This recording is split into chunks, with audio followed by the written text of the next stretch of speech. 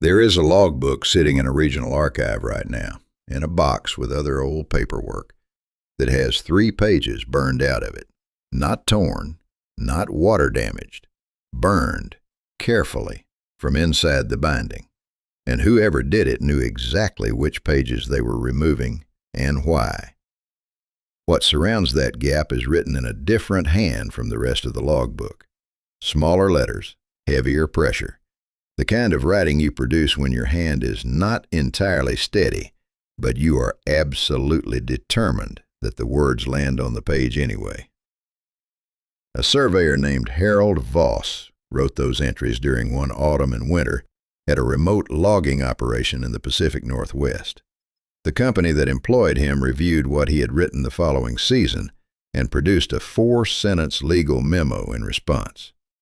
The last sentence of that memo reads, "No corrective action is recommended at this time." I want you to sit with that for a second. They read his account. They verified it against other testimony. They confirmed it was internally consistent. And then they wrote, "No corrective action." Not because they disbelieved him, because they believed him completely, and they still could not think of a single thing to do. I found out about Harold Voss the way you find out about things that were never meant to be found. Not through a dramatic discovery, not through someone handing me a folder and saying, "Here, look at this." It happened because I was looking for something else entirely, a piece of regional land history, and I pulled the wrong box from the archive shelf. The logbook was in there, tucked between 2 decades of routine survey records, coal delivery receipts, and grouse yield tallies, and the kind of administrative paperwork that archivists box up and shelve and reasonably expect no one will ever touch again. The burned pages were visible the moment I opened it. You could smell them faintly, even after all those years. Old char has a particular smell, dry and final, like the last exhale of something. I stood at the archive table and read Voss's entries straight through, and when I finished, I sat down in the nearest chair and looked at the wall for a while, because that is sometimes the only appropriate response to certain kinds of information. What I am about to tell you is assembled from 3 sources, and I want to be clear about that up front, because the fact that 3 separate people in 3 separate documents produced accounts that align in all the essential details is not a small thing. The first source is the logbook itself, specifically the pages written in Voss's changed hand after the burned gap. The second is a recorded oral history conducted by a wilderness ethnographer named Claire Ashford in the 1930s. She was researching indigenous land use traditions in the region and ended up tracking down one of Voss's surviving crew members, an older man named Ray, living quietly on the coast. She sat with him for one afternoon and recorded everything he said. The third source is a letter written by the operation's contracted physician, a man named Dr. Samuel Greer, sealed and placed among his personal papers, and not found until his daughter cleared his estate decades after his passing. She read it. She donated it to the archive, without comment. There is no note from her, no explanation of what she thought about its contents. Just the letter, placed in an archive folder, cross-referenced with nothing. These 3 documents sat in the same regional archive for the better part of a century without anyone reading them together. They were not flagged. They were not linked. The logbook was listed in the finding aid as miscellaneous survey records, condition incomplete.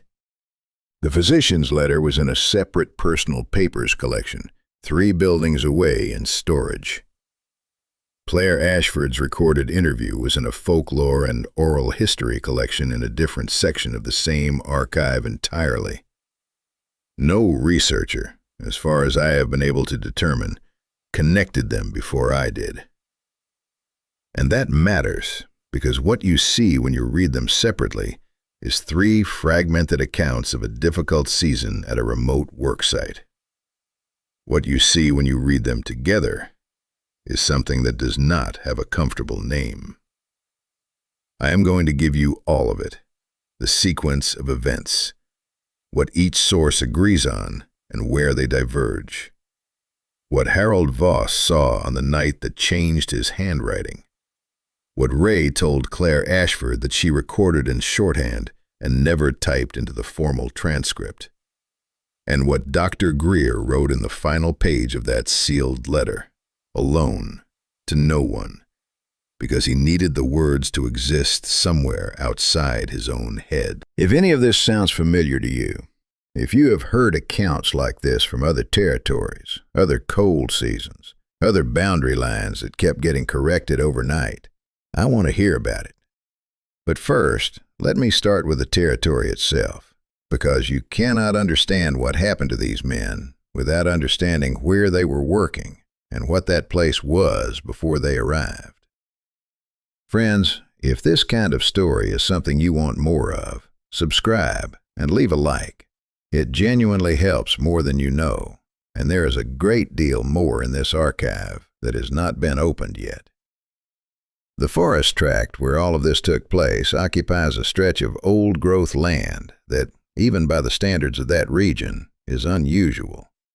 We are talking about trees that were already ancient when the first European surveys of the area were conducted. The kind of forest where the canopy closes overhead so completely that you lose your sense of time of day within an hour of entering it, where the floor is soft and springy with centuries of accumulated moss and needlefall, where sound behaves differently than it does in open terrain because the density of the wood absorbs and redirects it in ways that take time to get used to.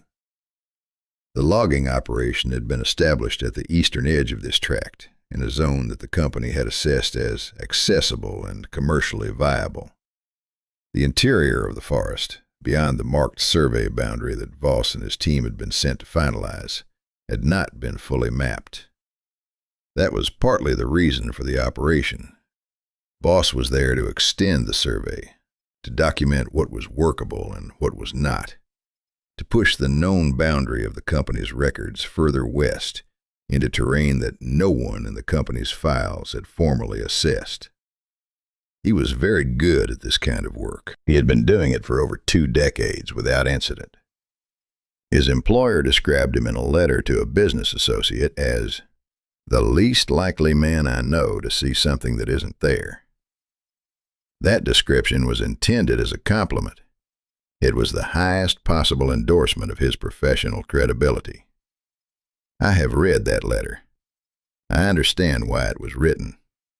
And I also know that when you read it alongside what Voss himself wrote in that logbook, it stops reading like a compliment and starts reading like something else entirely. Because the least likely man to see something that isn't there had, by the end of that season, seen something that none of his professional framework could account for, recorded it with the same meticulous precision he brought to every other aspect of his work, and then walked away from a career he had built over 20 years and never went back.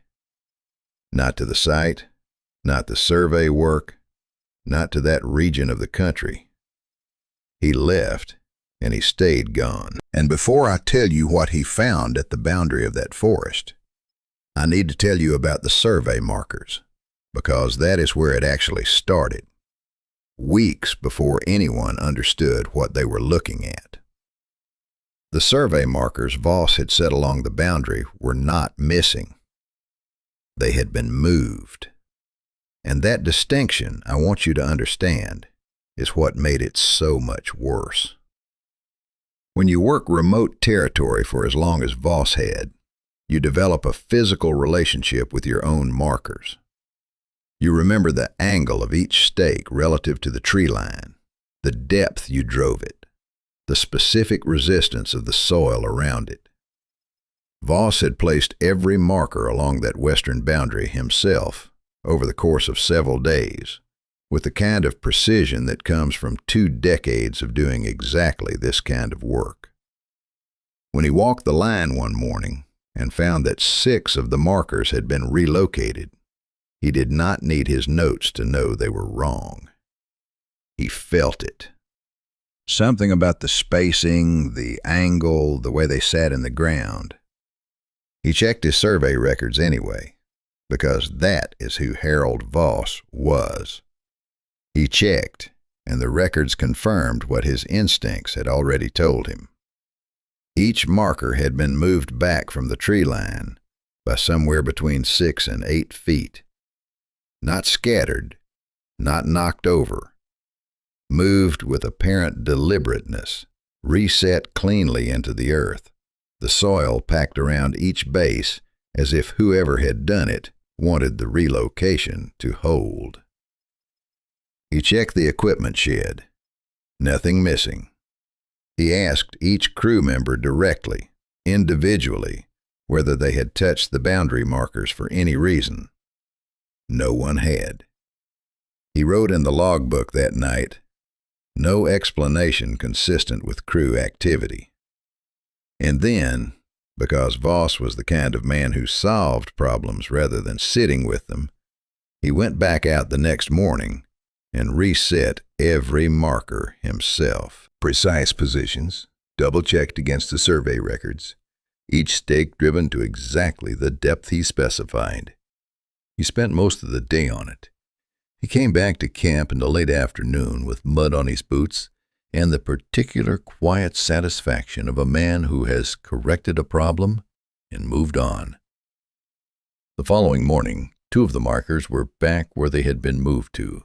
Not all 6, just 2. The ones closest to the point where the tree line curved inward, toward a natural depression in the terrain.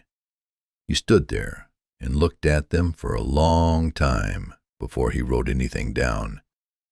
The soil around both stakes was packed again. There was no disturbance in the surrounding ground that he could find. Whatever had moved them had done it without leaving a trace that he could identify, in a forest where the floor was soft enough that even a careful person left impressions. He noted this. He noted also the specific positions, measured them, recorded them in the logbook, with the same detached professionalism he applied to gravel yield estimates and creek width measurements. He reset those 2 markers.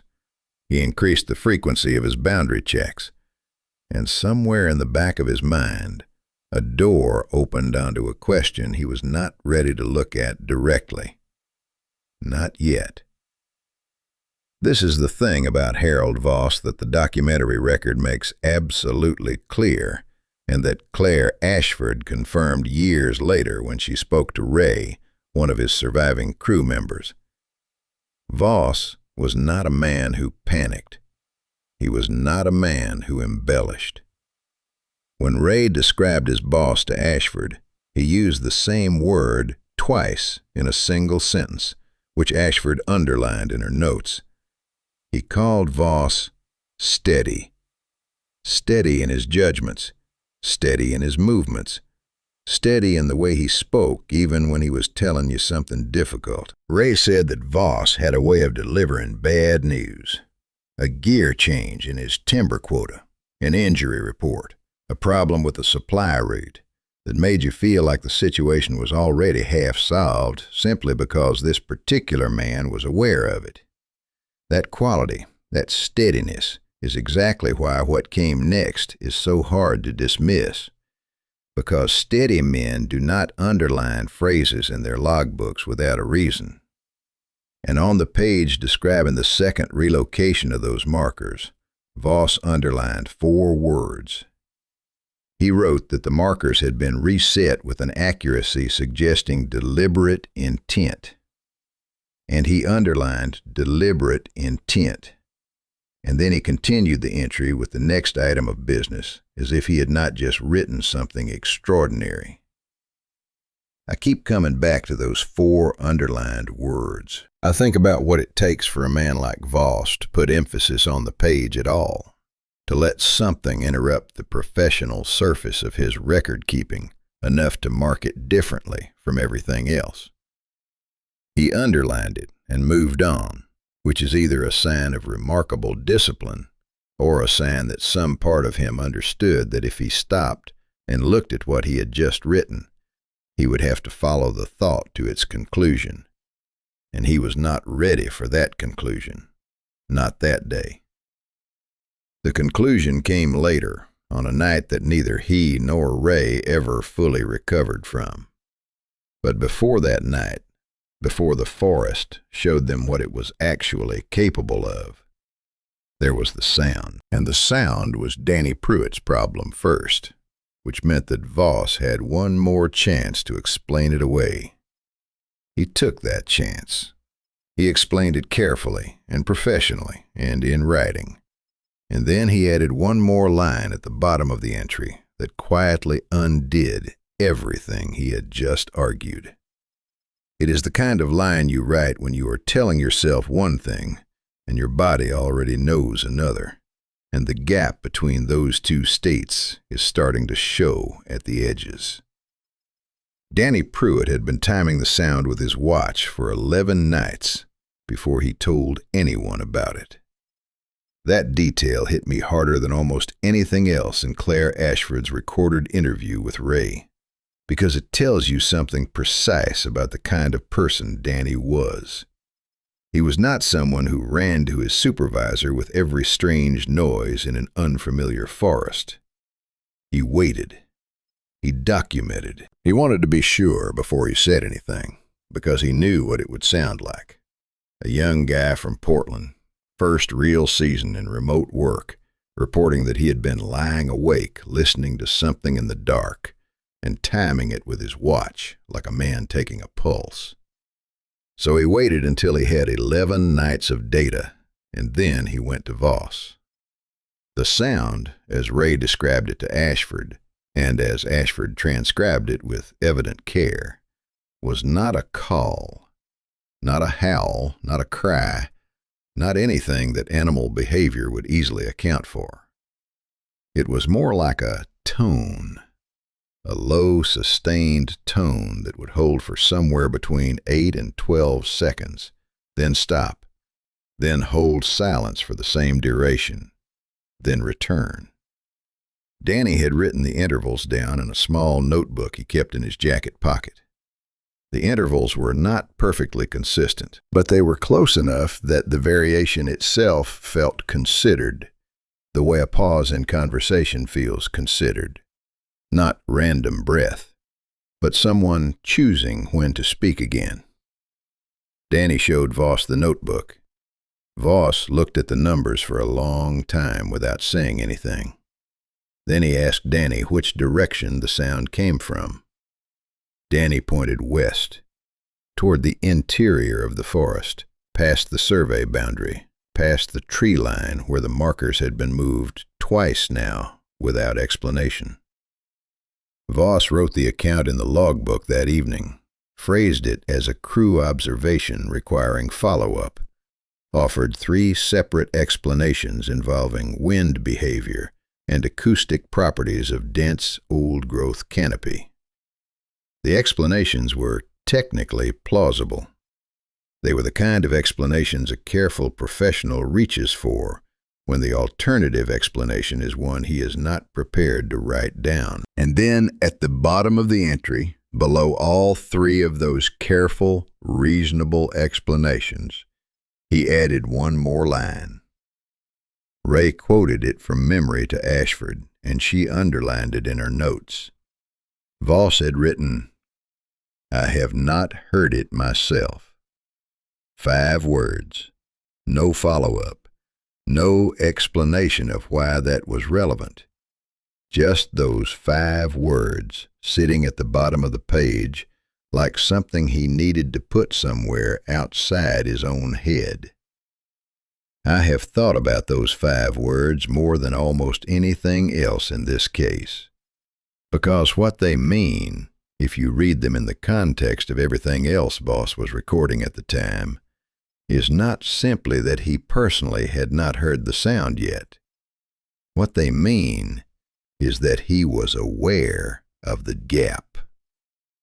He had 3 rational explanations for something he had not himself experienced, and somewhere in the professional discipline of writing them down, he felt the need to note that his direct sensory access to the phenomenon was 0. A man who is fully confident in his explanations does not add that caveat.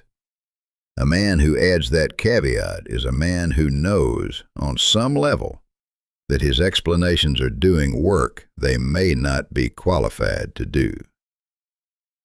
The forest at that time of year had a particular quality in the evenings that Ashford captures in her interview notes because Ray described it unprompted.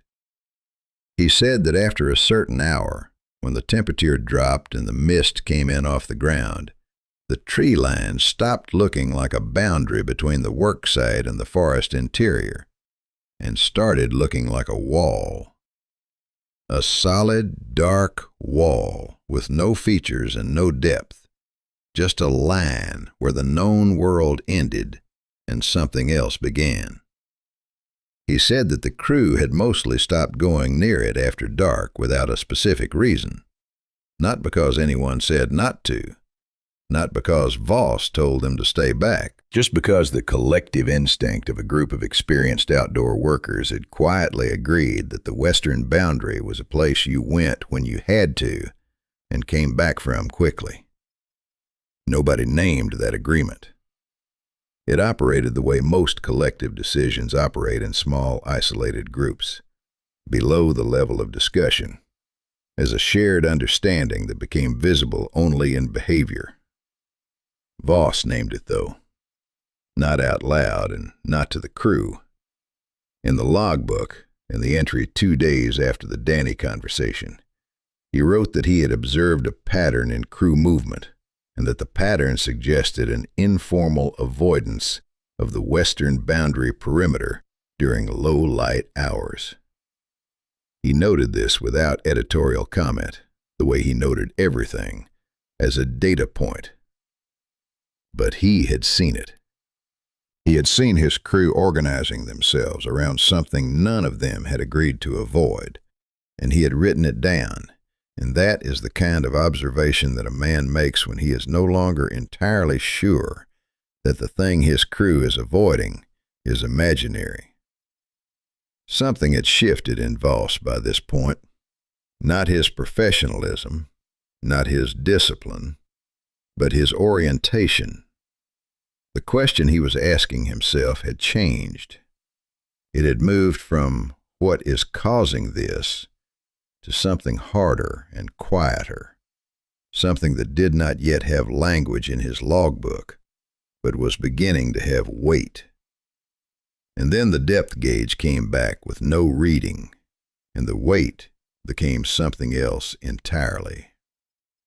The creek that ran along the southern edge of the boundary was shallow and clear along most of its length, the kind of water you could step across at certain points without getting your boots wet. Standard procedure required depth measurements at regular intervals, and Voss's team had been working their way along the survey line, documenting the creek as part of the broader land assessment. The readings were routine until the crew reached the point where the creek curved inward toward the interior forest and disappeared beneath a canopy. At that point, one of the men dropped the gauge, and the gauge did not return a measurement. He tried again. Same result. He checked the equipment, confirmed it was working correctly, tried a third time in a slightly different position. Nothing. Not a shallow reading, not an error reading, just nothing. As if the instrument and whatever was beneath the surface of that water at that particular spot had reached a mutual agreement to not engage with each other. Voss recorded this in the original section of the logbook, before the burned pages, in his first handwriting, the steady professional hand that characterized all his earlier entries. And then, much later, in the changed hand, someone went back to that page and added a note in the margin. 3 words. This was first. Voss had returned to an earlier page and annotated it, which means he had understood in retrospect what the sequence meant. He had looked back at the depth gauge entry and recognized it as the beginning of something. And that recognition, the act of going back and marking the start point, tells you that by the time he wrote those 3 words, he already knew where the sequence ended. The operations manager's response to everything Voss had documented arrived by radio on a Tuesday morning, and it was so spectacularly wrong that Voss wrote about it in a single sentence that somehow contains more contained fury than anything else in the entire logbook. The manager had reviewed the reports, the moved markers, the unexplained crew avoidance behavior, the depth gauge anomaly, Danny's interval log with 11 nights of recorded data. He had reviewed all of it and concluded that someone on the crew was playing pranks. His exact instruction, which Voss transcribed into the logbook verbatim, was to identify the responsible party through internal review, issue a formal warning, and ensure that survey targets for the season were back on schedule by the following week. That was it. That was the response. Find the prankster and get back on schedule. Voss conducted the internal review. He interviewed every crew member individually, the same way he had done when the markers first moved. He documented the interviews with the same professional thoroughness he brought to everything. No responsible party was identified, because there was no responsible party, because what was happening along that western boundary had nothing to do with anyone on his crew, and some part of Voss had known that for weeks. He submitted the review findings to the manager by radio. The manager closed the matter, attributed it to undetermined cause, and reminded Voss about the schedule. And then Voss, in the personal section of his logbook, in the smaller, more deliberate handwriting that had been creeping into his entries over the preceding weeks, wrote 4 words about his manager's conclusion. He has named the wrong thing. No elaboration, no further comment, just that, sitting at the bottom of the page like a door closing quietly in an empty house. I want to be clear about what those 4 words represent, because it would be easy to read them as frustration, as a professional man venting about an out-of-touch superior making bad calls from a comfortable office. That reading is available, but it is not the only one, because Voss did not write he is wrong, or he does not understand the situation, or even he should come out here and see for himself. He wrote, he has named the wrong thing, which means that Voss at this point had a sense of what the right thing was. He had not written it down yet. He was not ready to name it in official language. But the gap between what the manager had identified and what Voss understood to actually be present in that forest had become large enough that he needed to mark it somehow, to put a flag in the record at the exact moment when the institutional response and the ground-level reality stopped having anything to do with each other. That flag is still there, in the logbook, in the archive box, 3 inches away from the physician's sealed letter, that no one connected to it for almost a century. The new survey team that was sent out the following season to continue the work Voss had started was given a full briefing on the terrain conditions, the creek routing, the equipment requirements, the access road maintenance schedule. They were given the official survey records.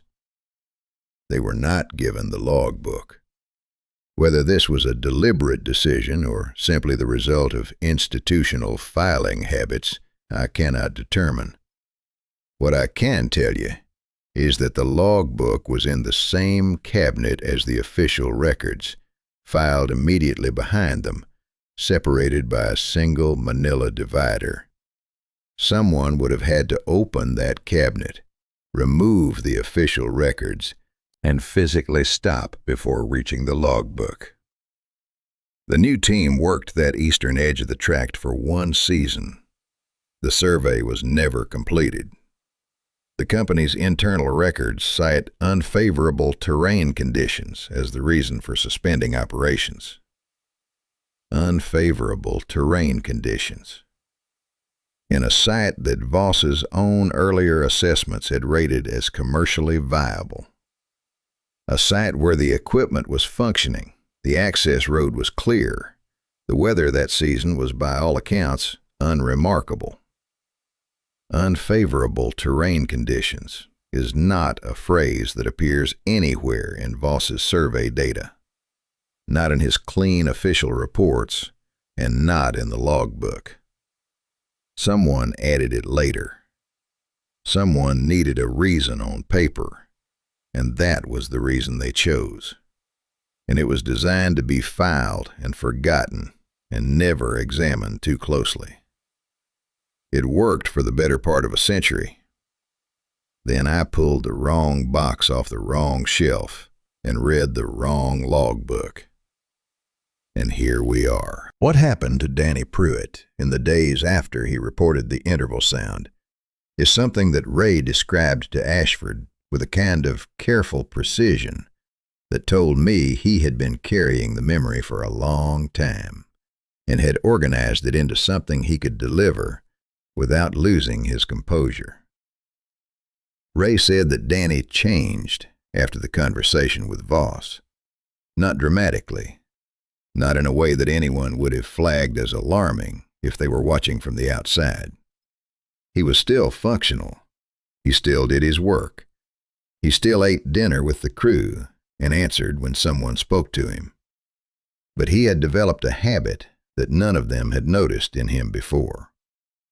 He would stop in the middle of whatever he was doing and look west, just for a second or two. Then he would go back to what he was doing. Ray said it happened multiple times a day, consistently, always west, always brief, always with the same expression, which Ray described as the expression of a man who is listening for something and is not sure whether he wants to hear it or not. Voss noticed it too. He mentioned it to Ray once, quietly, during an evening equipment check. He said, "Danny is hearing it during the day now, isn't he?" It was not a question. Ray said, "Yes." Voss nodded and went back to the equipment check and did not bring it up again. But 2 days later he assigned Danny to the early morning perimeter walk.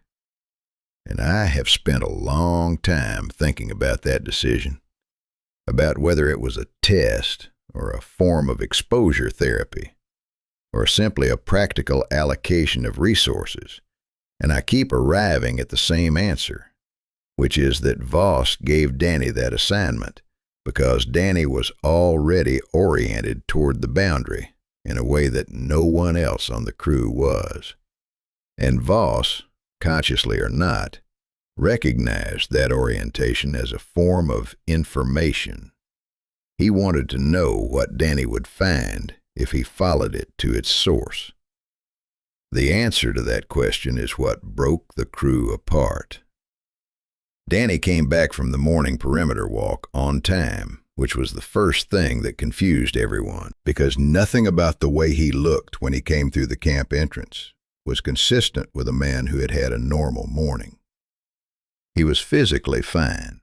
That was what Ray kept emphasizing to Ashford, and you could hear in the transcript the way he needed her to understand that distinction. Not hurt, not disoriented in any way that would have been medically obvious. He walked in straight, he had his gear, his boots were muddy in the normal places from the normal terrain, but his face was doing something that Ray said he had never seen a face do before and has not seen since, which was that it was completely still in a way that faces are not still, even in sleep, even in concentration. The muscles that normally move constantly beneath the surface of a person's expression, the tiny adjustments, the micro responses to light and sound and thought, all of it, was just stopped. Ray said it looked less like a man who had seen something frightening and more like a man who had received information so large that his whole system had temporarily gone offline while it processed. He sat Danny down. He got him water. Danny accepted the water and held it and did not drink it. Someone asked him what happened, and he looked at the person who asked, and Ray said the look itself was answer enough to stop anyone from asking again. He did not speak about the morning walk for the rest of that day. He ate dinner. He answered practical questions in short sentences. He went to his bunk at the usual time.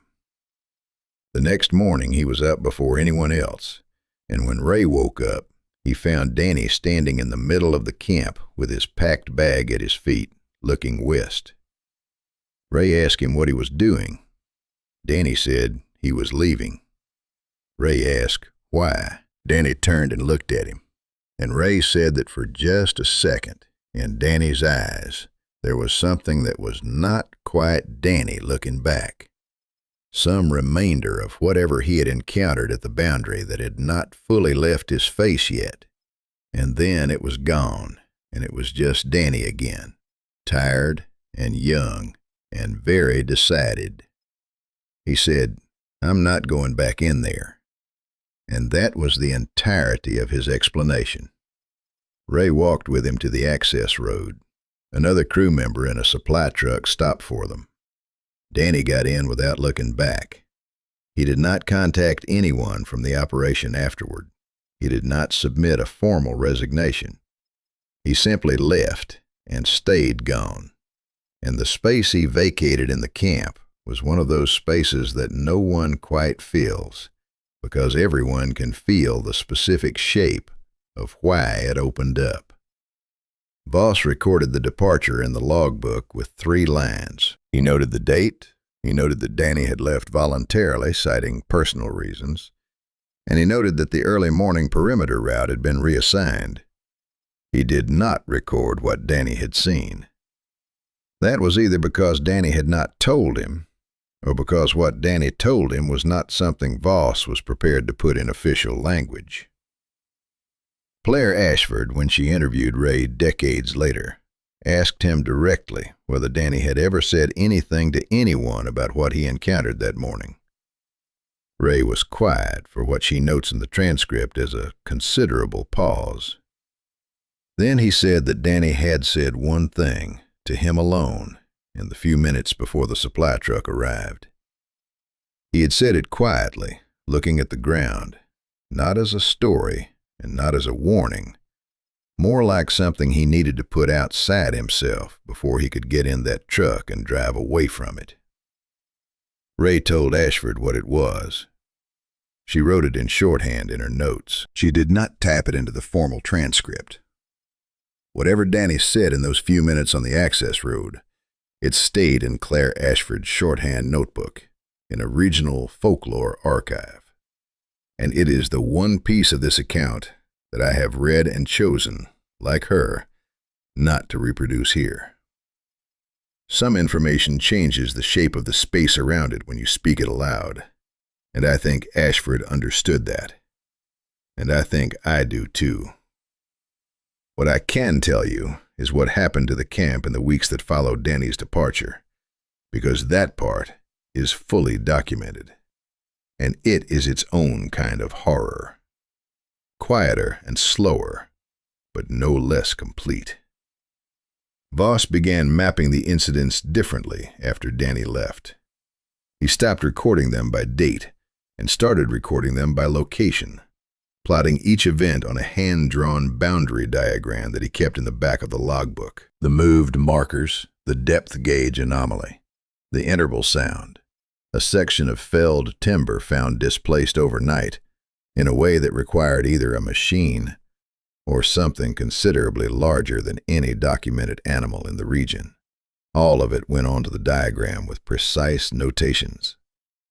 And when Voss stood back and looked at what he had drawn, he saw something that his professional instincts had been trying to tell him for weeks, without quite finding language for.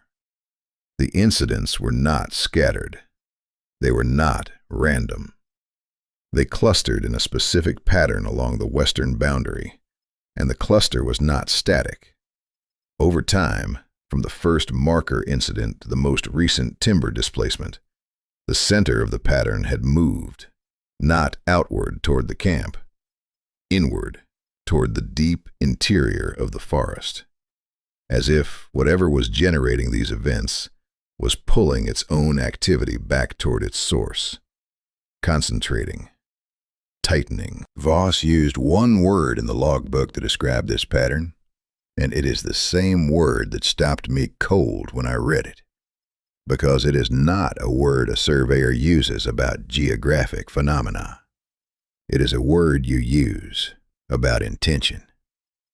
He wrote that the pattern suggested patience. Not withdrawal, not retreat, not seasonal migration. Patience. As if something at the interior of that forest had been assessing the situation at its boundary for the entire duration of the season, and had now reached some internal conclusion about what the situation required. What that conclusion was, Voss did not speculate, at least not in writing.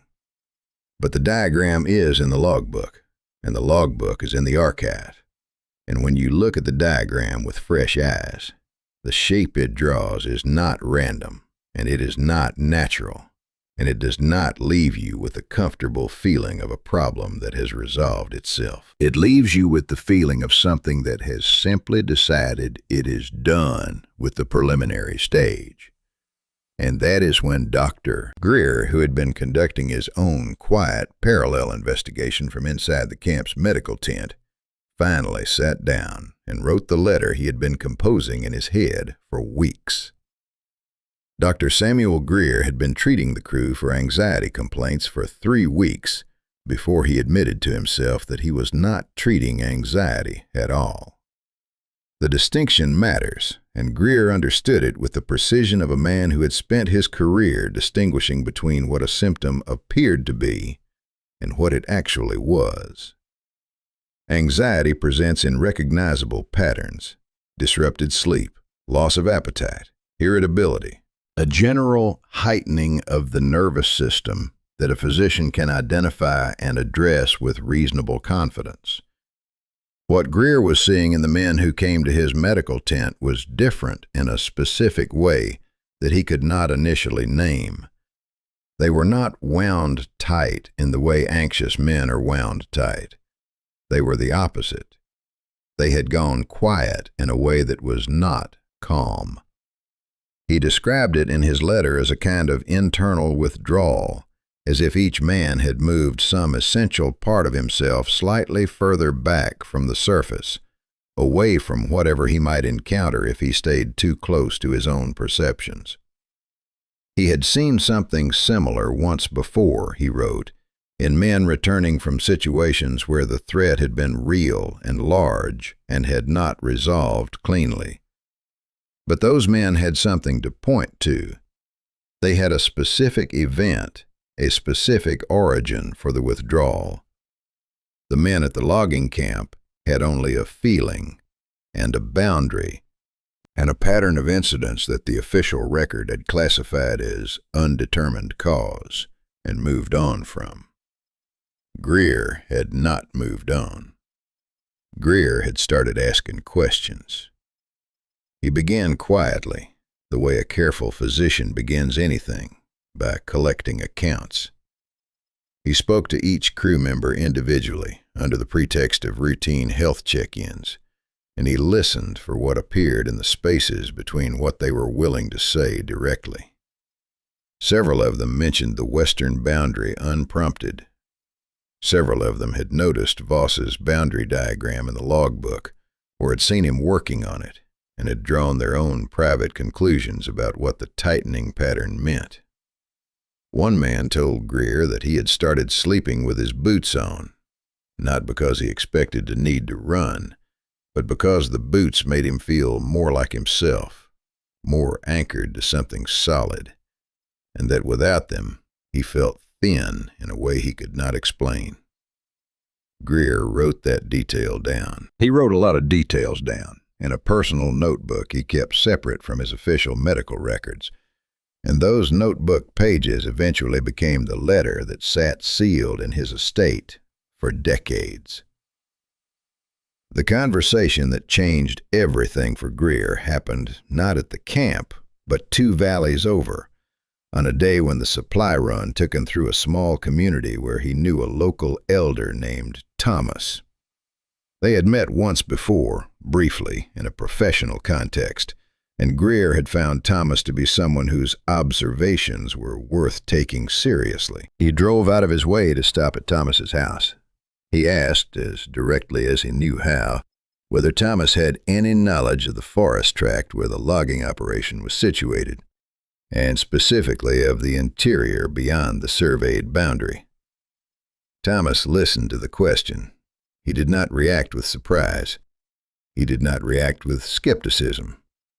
He sat with the question for a moment the way you sit with something you have been expecting to be asked about for a long time. And then he began to speak. Greer wrote down everything Thomas said, as faithfully as he could, in his letter. What Thomas described was not a spirit, not a monster, not anything that mapped onto the categories a formally trained physician reaches for. It was something older than those categories, and less interested in being categorized.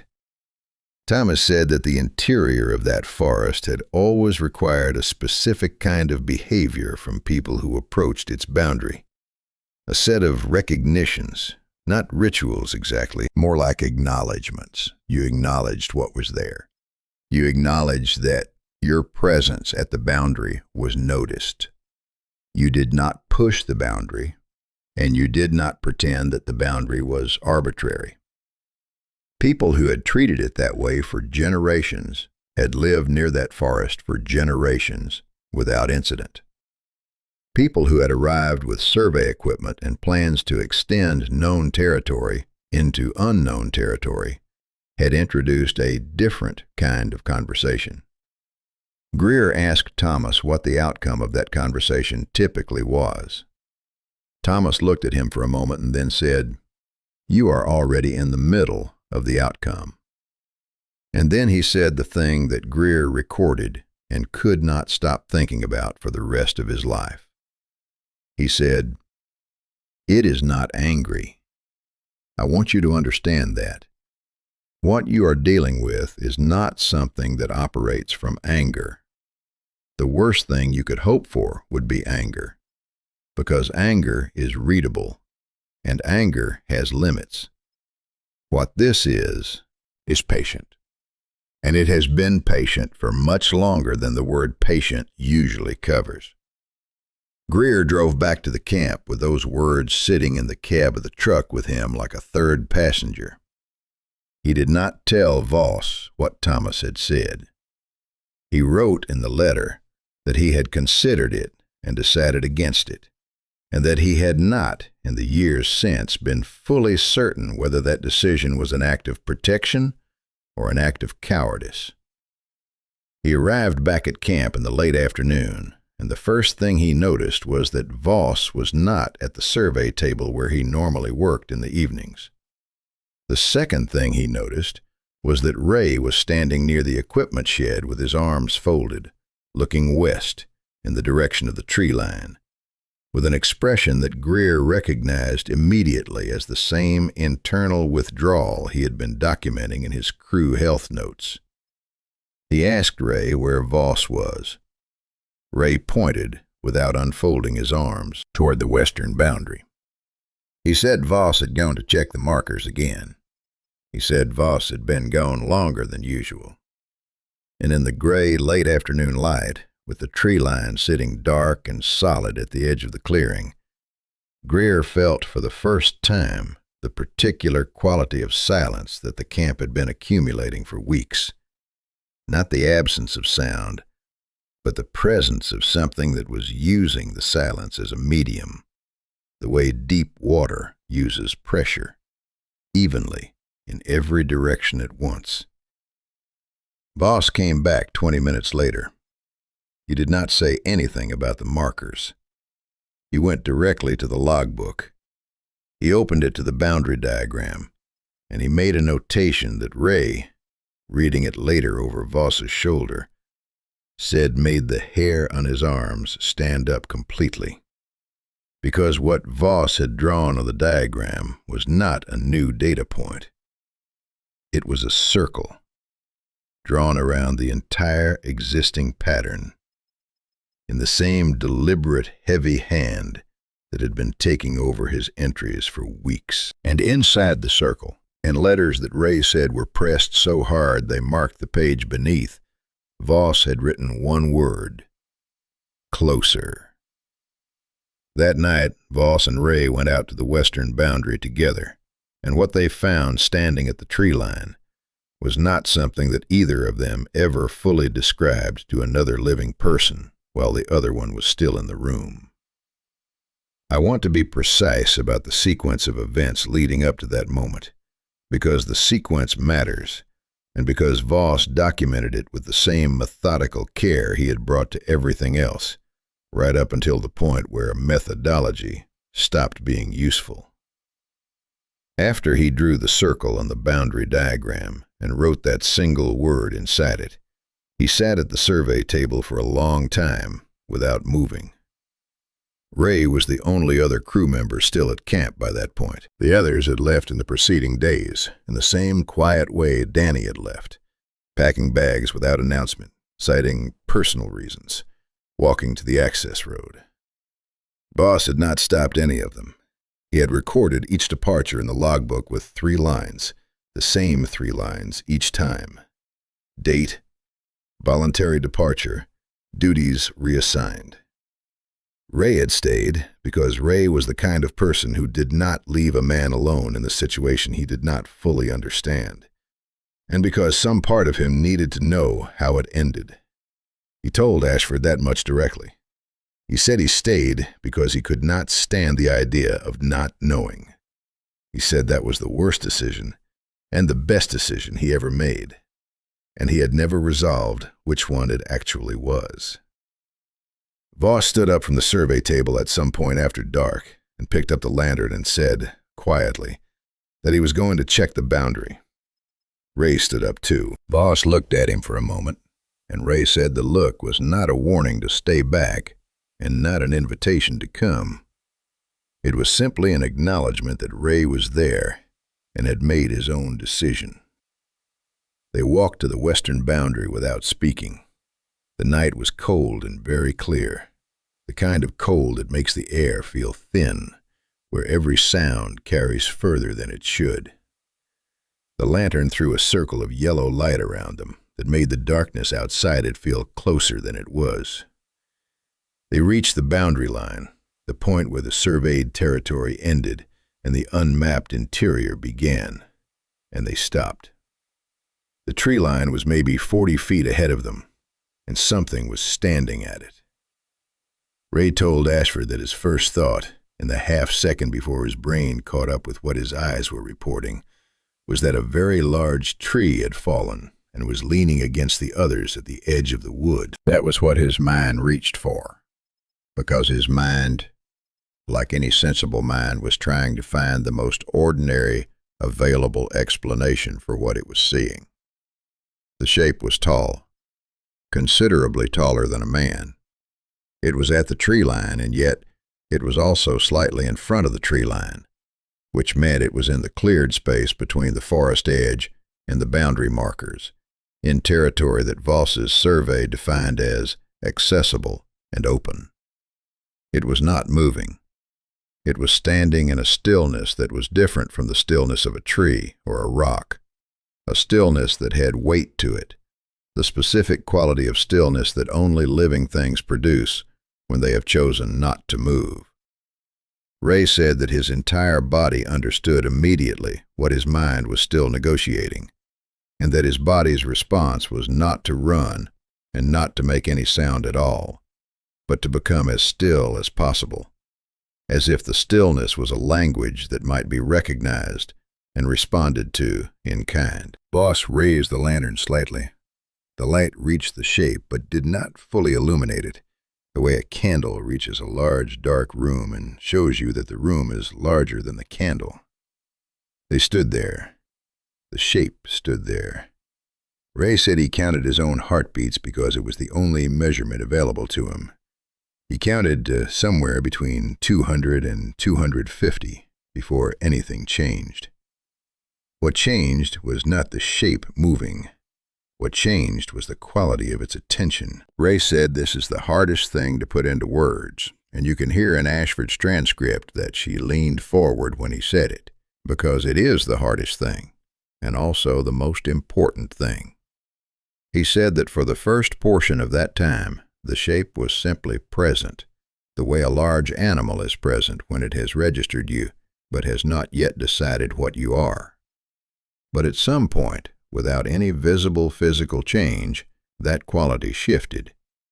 It was still looking at them, but it was looking at them differently, with something that Ray could only describe as consideration. Not the reflex consideration of a predator calculating distance and speed. Something slower than that, and more thorough, and more interested in a category of information that Ray could not name because he did not have a word for the thing it seemed to be measuring. And then, without a sound, without any movement that Ray could track with his eyes, it was simply gone. Not gone like an animal retreating into brush. Gone the way a thought is gone when your attention shifts, completely and without residue, as if the space where it had been standing had always been empty. The lantern light hit only the tree line. The tree line was only trees. Voss lowered the lantern. They stood in the silence for what Ray thought was probably another full minute. Then Voss turned and walked back toward camp, and Ray followed him, and neither of them spoke on the walk back. Ray said that when they got inside and Voss set the lantern down on the table, his hand was shaking, and that was the only external sign in a man Ray had never seen react physically to anything, that what they had just stood in front of had reached some depth in Voss that nothing else had ever reached. Voss did not write anything in the logbook that night. The entry for the following 2 days is missing entirely, which is the gap I mentioned at the beginning, the gap that has no explanation in the archive's finding aid. When entries resume, they are in the fully changed hand, smaller, heavier, more deliberate. And the first thing written in that changed hand after the gap is not about the shape at the tree line. It is about the lantern. Specifically, about one moment during those 200-plus heartbeats when Voss had raised the lantern higher than he later told Ray he intended to. A reflex, a surveyor's instinct to eliminate what he could not yet measure. And in that moment, for a duration he estimated at no more than 3 or 4 seconds before his arm brought the lantern back down, the light had reached the shape's face. Ray had not been at the right angle to see what the lantern showed. Voss had. And what Voss had seen in those 3 or 4 seconds was something he did not enter into the logbook that night, or the next, or at any point in the weeks that remained before he closed the logbook for the last time and walked away from the camp without looking back. The company's legal office received Voss's final official report and the verbal accounts from 2 crew members and produced their 4-sentence memo.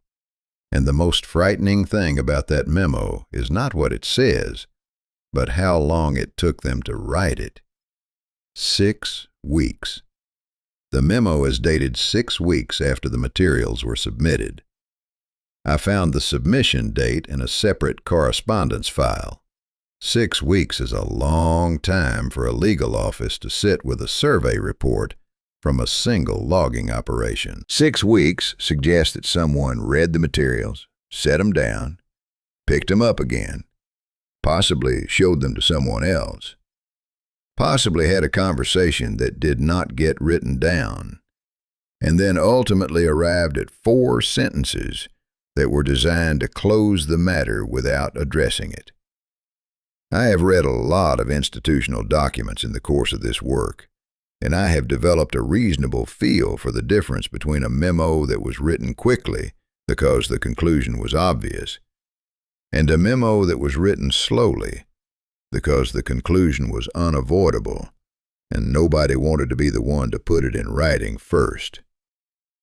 This memo is the second kind. You can feel the weight of the 6 weeks in every sentence.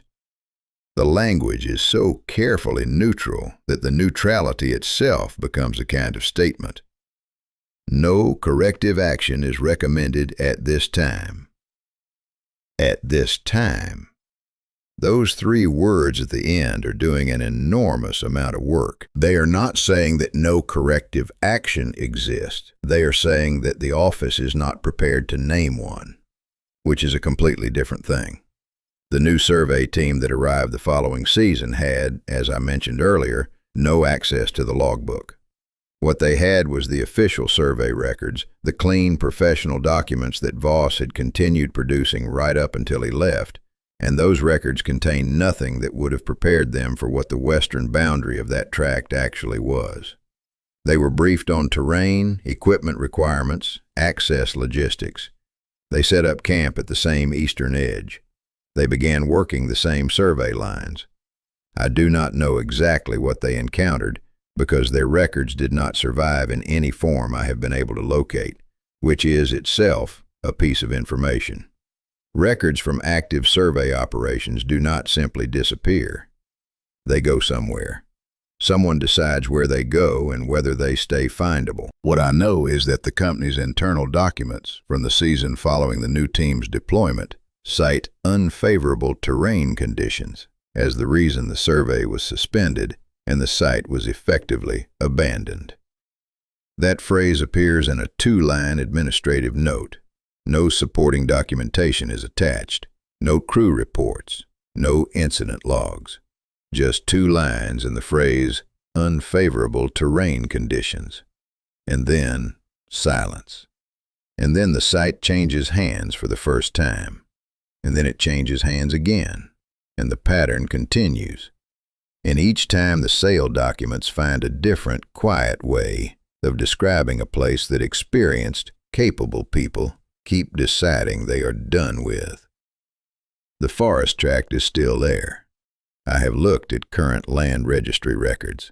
It has changed hands several times across the decades since Voss's season. Always sold, never developed.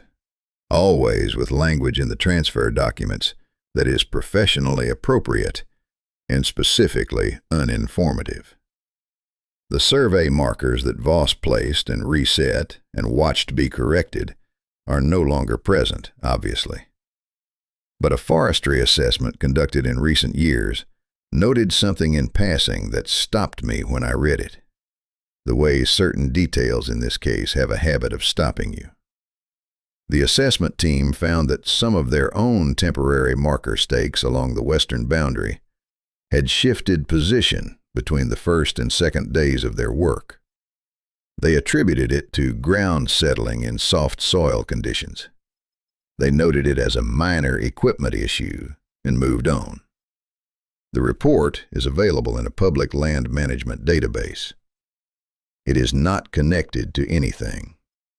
It sits there, 3 sentences about shifted markers in soft soil, completely alone, the way all the pieces of this case sat alone until someone read them together.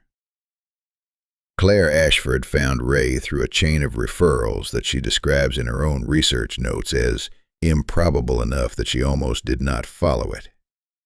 She had been interviewing community members about traditional land relationships in the region, and his name came up in a context that was adjacent to but not directly about the logging operation. And she followed the thread because that is what careful researchers do. They follow threads that don't quite fit the established pattern.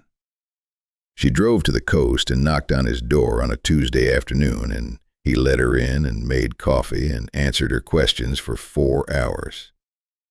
She describes him in her notes as a man who had organized his memories of that season with great care, the way you organize something you know you will need to carry for a long time. He was precise. He was not dramatic. He did not reach for effect. When he described the shape of the tree line, he described it the way a man describes a road he drove once that he will never forget, with attention to specific details and no interest in making it sound more extraordinary than it already was. Ashford writes that his composure was itself a kind of testimony, that the absence of embellishment from a man who had experienced something embellishment-worthy was more persuasive than any amount of descriptive intensity would have been. She trusted him because he clearly had no interest in being trusted. He was telling her because she had asked, and she had asked the right questions, and he had decided somewhere in the first hour that she was someone who would handle the material correctly, not someone who would sensationalize it, someone who would archive it. Near the end of the interview, after the boundary encounter and Danny's departure and all the rest of it had been covered in full, Ashford asked Ray the question she had been building toward for the entire 4 hours. She asked whether Voss had ever told him what the lantern showed in those few seconds at the tree line, what he had seen in the shape's face when the light reached it. Ray was quiet for a long time. Ashford notes the pause. Then he said that Voss had told him, once, on the walk back to camp that night, in a single sentence, spoken quietly, not looking at him.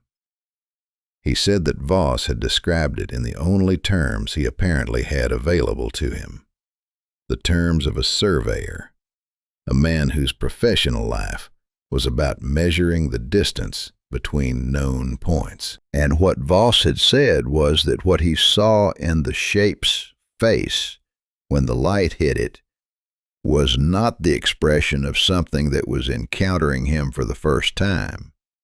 It was the expression of something that had already taken a full accounting of him, had already completed the measurement, and was showing him, in that 3-second window, the result. Not hostility, not hunger. Something that Ray said, searching for the word, was closer to recognition. The recognition of a thing that has already decided what it knows about you and has nothing left to ask. Ray stopped there.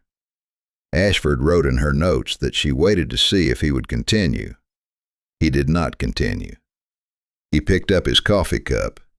He looked out the window at the ocean, and Ashford, after a moment, asked him the last question, the one she never transcribed into the formal record. Whatever Ray answered, he answered it to her alone, in that room on the coast, and it stayed there. Dr. Samuel Greer's sealed letter ends with a paragraph that his daughter, who opened it after his passing, chose not to discuss with anyone before donating it to the archive.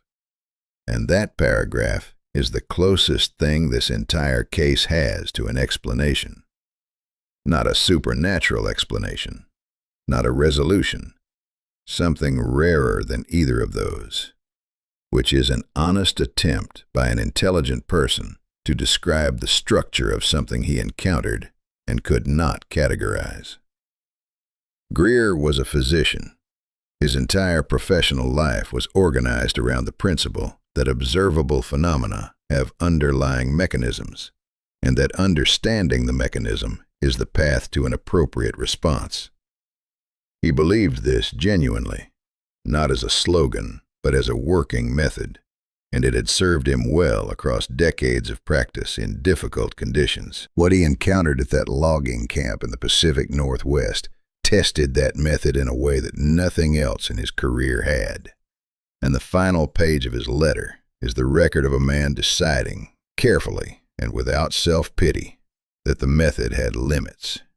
that there were things the method was not designed to address, and that recognizing those limits was not a failure of the method, but a completion of it, the point at which honest inquiry arrives at the edge of what honest inquiry can reach. He writes that whatever is present in the interior of that forest is not hostile in any way that the word hostile usually covers. He is careful about this. He is not saying it is benign. He is saying that the category of hostile does not apply, in the same way that the category of hostile does not apply to a river in flood or to the pressure at significant depth underwater. These things are not trying to harm you. They simply have properties, and those properties have consequences. And the consequences are determined not by intention, but by proximity and by behavior. What the forest thing had, in Greer's assessment, was a boundary logic. It operated within specific spatial parameters. It responded to intrusion with escalating signals. It was capable of restraint. And the restraint, he writes, is the detail that had kept him awake more nights than he could count. Because restraint implies a decision not to act, and a decision not to act implies that the option to act was present and was evaluated and was set aside, which means there are criteria, conditions under which the restraint holds, and conditions under which it would not. And Greer, who had spent the better part of a year turning this over in his mind by the time he wrote the letter, could not determine what those conditions were. He had watched the crew. He had listened to Thomas. He had read everything he could find on the region's natural and traditional history, and he still could not locate the variable that determined why some people walked away from that boundary and others did not. Why Voss and Ray stood at the tree line for 200 heartbeats and came back to camp, when Danny had gone out on a morning walk and come back fundamentally altered. The criteria existed. Greer was certain of that. He simply could not see them. And he writes, in the last lines of the letter, that he had come to believe that this invisibility was not a gap in his knowledge, but a feature of the situation itself, that some things operate according to a logic that is complete and consistent, but not designed to be legible to the people inside it, the way the rules of a game are clear to those who wrote them, and entirely invisible to those who are simply playing without knowing they have sat down at the table. He sealed the letter that same afternoon.